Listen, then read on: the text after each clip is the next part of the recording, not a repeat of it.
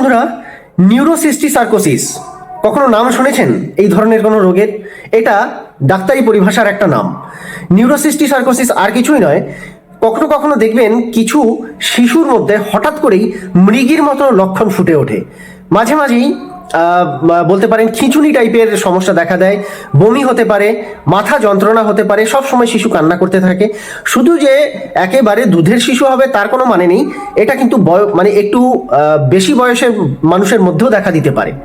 আর এই নিউরোসিস্টিসার্কোসিস যে ডাক্তারি পরিভাষা, এটা হচ্ছে এক ধরনের ফিতা কৃমি বা তার লার্ভাজনিত রোগ, যেটা আমাদের মস্তিষ্কে আস্তে আস্তে নিজের বাসা বাঁধে।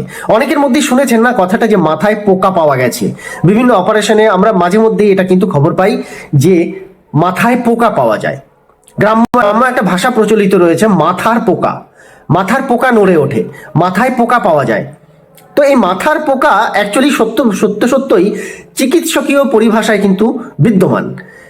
আজকের এই ভিডিওতে আপনারা সেই বিষয়েই জানবেন, কিভাবে এই সমস্যা থেকে পরিত্রাণ পাওয়া যাবে তারও উপায় আজকের এই ছোট্ট শর্ট ভিডিওতে বলে দেব।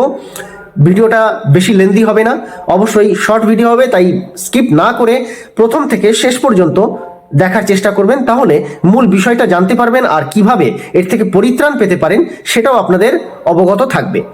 আপনাদেরকে স্বাগত জানাই হেলথ সলিউশন বিনয় চ্যানেলে। আশা করি সবাই ভালো আছেন, সুস্থ আছেন। আজকের এই ভিডিওটা দেখার পর আপনার বাড়ির শিশু এবং আপনি আরো বেশি সুস্থ থাকবেন, কোনো সন্দেহ নেই। যারা এখনো পর্যন্ত চ্যানেলটাকে সাবস্ক্রাইব করেননি, যদি এই ভিডিওটা দেখার পর ভালো লেগে থাকে তবে অবশ্যই যাওয়ার আগে সাবস্ক্রাইব করে যাবেন। পাশে থাকা বেল আইকনটা একেবারে বিনামূল্যে, তাই সেটাও ক্লিক করতে ভুল করবেন না। নতুন প্রত্যেকটা ভিডিওর নোটিফিকেশন এই বেল আইকন প্রেস করলেই আপনার কাছে সবচেয়ে প্রথমে পৌঁছাবে।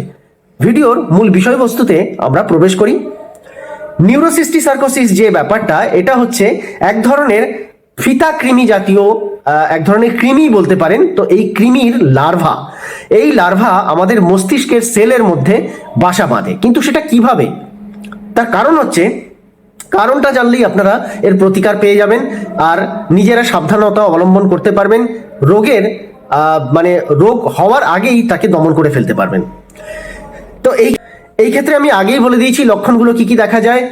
মৃগীর মতো লক্ষণ পরিলক্ষিত হয়, অনেক সময় বেশ ভালো রকম খিঁচুনি হতে পারে, আবার এমনটাও হয় যে কন্টিনিউয়াসলি খিঁচুনি হতে হতে অনেক সময় শিশুর প্রাণ ওষ্ঠাগত হয়, অর্থাৎ মরেও যেতে পারে।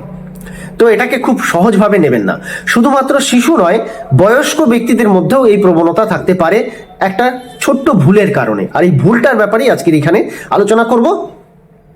যে কারণে এই কৃমির লার্ভা আমাদের মধ্যে যায় সেটা হচ্ছে দূষিত যে কোনো খাবার বা সংক্রমিত যে কোনো খাবার, বাসি পচা খাবার এবং জল।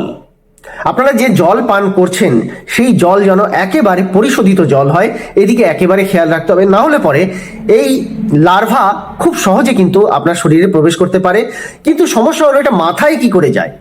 সবচেয়ে প্রথমে এটা পেটে যায়, কিন্তু পেটে আমাদের যে অ্যাসিড থাকে যার মাধ্যমে আমরা খাবারকে হজম করি, সেই অ্যাসিডে এর কোনো ক্ষতি হয় না, এটা যে কে সেই থাকে। আর এইভাবেই রক্তস্রোতের সঙ্গে মিশে যায়। রক্তের মাধ্যমে পরিবাহিত হয়ে এটা কিন্তু মস্তিষ্কে পৌঁছে যায়। আমাদের মস্তিষ্কে যেহেতু প্রচুর সেল রয়েছে এবং আমাদের মস্তিষ্কের যে মূল অংশ, সেই অংশটা অনেকটাই কিন্তু প্যাঁচানো অংশ, অর্থাৎ বলতে পারেন জিলিপি টাইপের। তাই এই কোনো একটা ভাঁজের মধ্যে গিয়ে এগুলো আটকে যায় আর সেখানেই এই লার্ভা বংশ বিস্তার করে। আর এই ক্ষেত্রেই মাথার পোকা সমস্যাটা তৈরি হয়।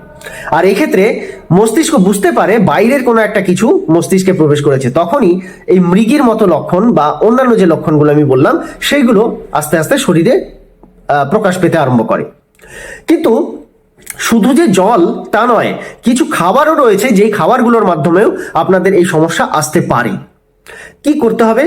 সবচেয়ে প্রথমে, এখন শীতকাল যেহেতু চলছে, আপনারা জানেন যে শীতকালে সবচেয়ে বেশি পালং শাক, অন্যান্য শাক আমরা বেশি খাই বা পাওয়াও যায়। আর এই শাকের মাধ্যমে কিন্তু এই লার্ভার বিস্তৃতি ঘটে। আবার দেখবেন বাঁধাকপি জাতীয় যে খাবারগুলো, যেগুলোতে অনেকগুলো স্তর থাকে, সেই স্তরের মধ্যে এগুলো আটকে থাকে। যখন এগুলোকে ঠিকভাবে পরিষ্কার করা হয় না বা কম আঁচে যখন এগুলোকে রান্না করা হয়, ঠিক মতো সেদ্ধ করা হয় না, তখন এই লার্ভাগুলো বহাল তবিয়তে আপনার শরীরে আক্রমণ করে। এইগুলোকে মারতে গেলে যে পরিমাণ তাপ দরকার বা যে সময়টুকু প্রয়োজন সেই সময়টুকু দিয়ে রান্না করলে তবেই একমাত্র এর হাত থেকে বাঁচা সম্ভব।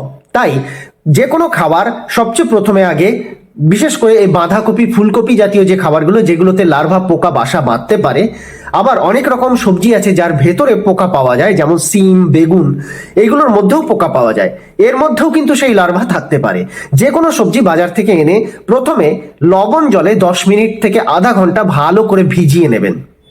তারপর এটাকে মূল জলস্রোতের মাধ্যমে, দরকার হলে একটু ঈষদুষ্ণ গরম জল ব্যবহার করতে পারেন, ভালো করে ধুয়ে নেবেন।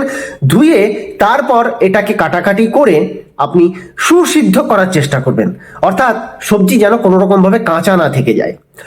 বলার উদ্দেশ্য, এই সময়ই অনেকেই সালাড ব্যবহার করেন। যে সমস্ত খাবার মাটির নিচে থেকে পাওয়া যায়, গাজর, বিট, এই ধরনের খাবারগুলো সালাডে ব্যবহার হয়। এইগুলোর মধ্যেও মাটির আস্তরণ অনেক সময় লেগে থাকে। ভালো করে পরিষ্কার না করে বা তার উপরে ছাল যদি আমরা না ছাড়িয়ে সেটাকে সালাড হিসাবে ব্যবহার করি, সেই ক্ষেত্রেও কিন্তু এই লার্ভার বংশবিস্তার আপনার শরীরের মধ্যে ঘটতে পারে।